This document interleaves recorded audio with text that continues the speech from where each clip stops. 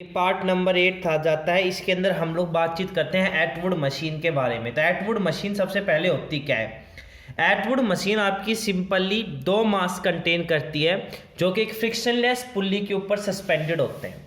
तो Atwood machine is a system consisting two masses m1 and m2 suspended over a frictionless pulley as shown in the figure. कि जैसा कि figure में दिखा रखा है, दो मास है, एक तो है m1 मास, एक m2 मास है, दोनों के दोनों एक फ्रिक्शनलेस पुल्ली के ऊपर सस्पेंडेड हैं। उसी को ही हम लोग क्या कहते हैं? एटवुड मशीन कहते हैं। तो Atwood machine is a system consisting two masses m1 and m2 suspended over a frictionless pulley.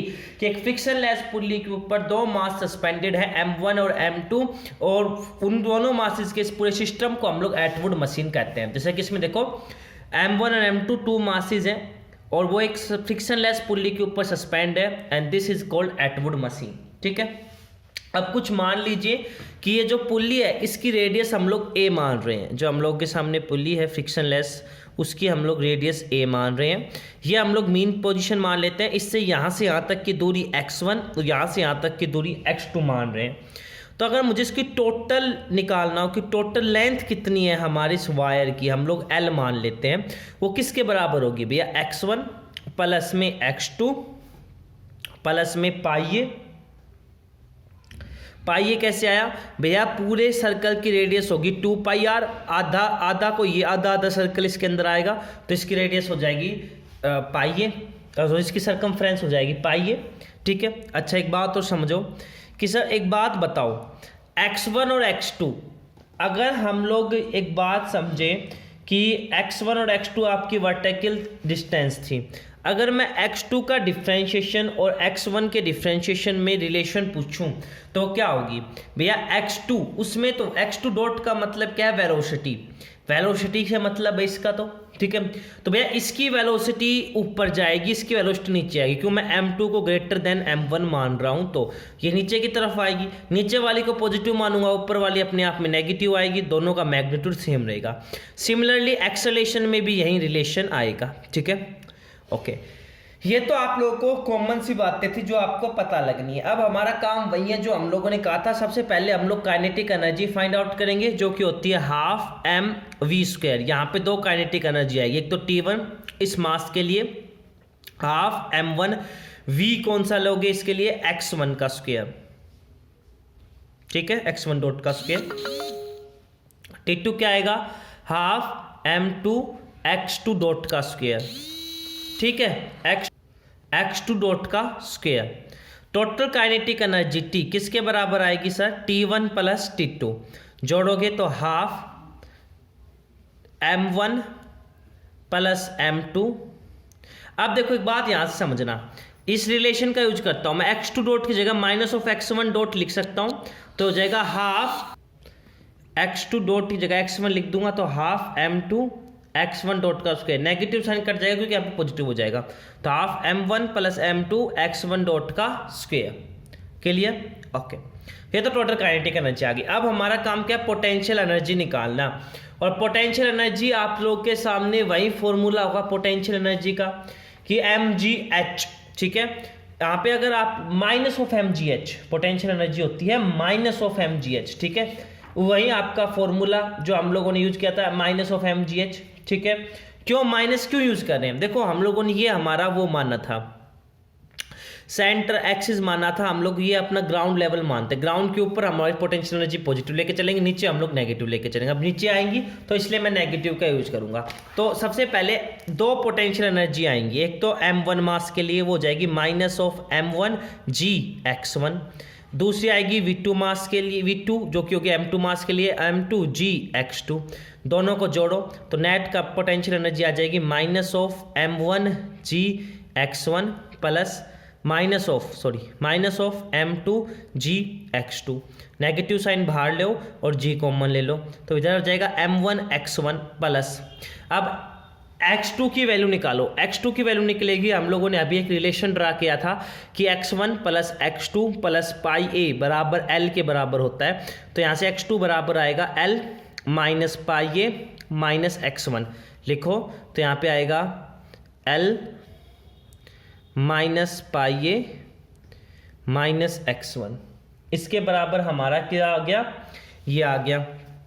Value put करो भैया, minus of g m1 x1 minus plus m2 x1 के साथ मल्टीप्लाई करोगे तो माइनस का x1 हो जाएगा यहाँ पे, और प्लस का m2 l माइनस पाई ये रखो, ठीक है। g की मल्टीप्लाई करो तो देखो इधर नेगेटिव नेगेटिव, ये प्लस का g हो जाएगा, तो हो जाएगा m2 माइनस m1 गुणा g गुणा x1, ये हो गया। और प्लस में m2g pi a minus l, ये नेगेटिव पॉजिटिव हो गया क्योंकि मैं माइनस g से इसकी मल्टीप्लाई कर दी अंदर की तरफ। ये हमारे सामने आंसर आ गया। इस चीज को कोई कांस्टेंट का नाम दे दो, मैं इसको एक कांस्टेंट मान लेता हूं v0, ठीक है। m2 माइनस जी x1 प्लस v0। अब हमारा काम है l निकालना, वो क्या होता था t माइनस v।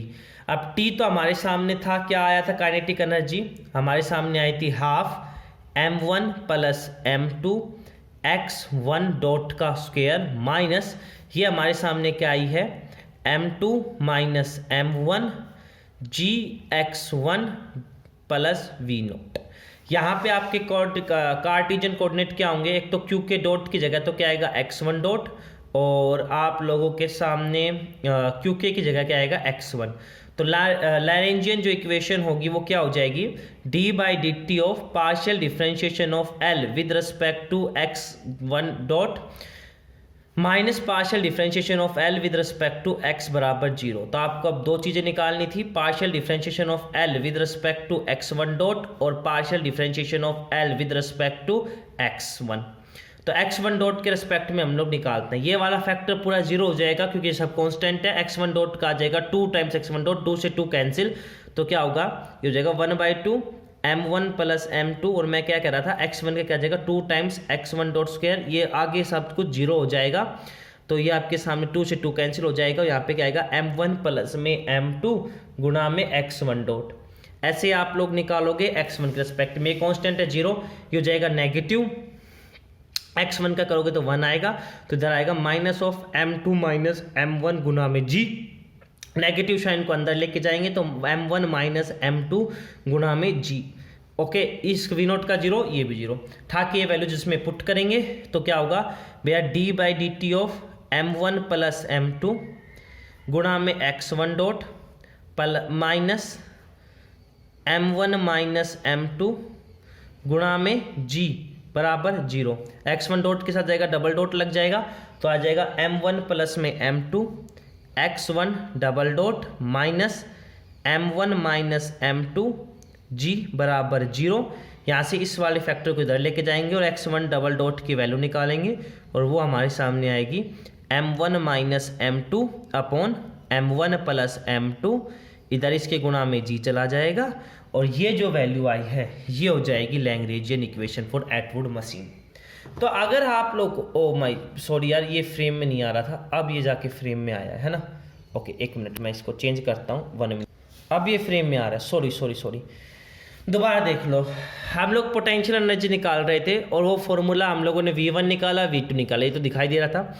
यहाँ पे हम लोगों ने x2 को चेंज किया। x2 को कैसे चेंज किया, हमारे सामने जो पुरानी रिलेशन थी x1 plus x2 plus pi ए बराबर l, इसकी मदद से हम लोगों ने इसकी x2 को चेंज किया था x1 में, पुट किया, सिंपल कैलकुलेशन की, l की वैल्यू निकाली t माइनस वी। यहाँ से हम लोगों ने बस partial differentiation of l with respect to x1 find out किया था, partial differentiation of l with respect to x1 ने फाइंड आउट किया, पुट किया, वैल्यूज निकाली थी, बस और कुछ नहीं किया है, ठीक है।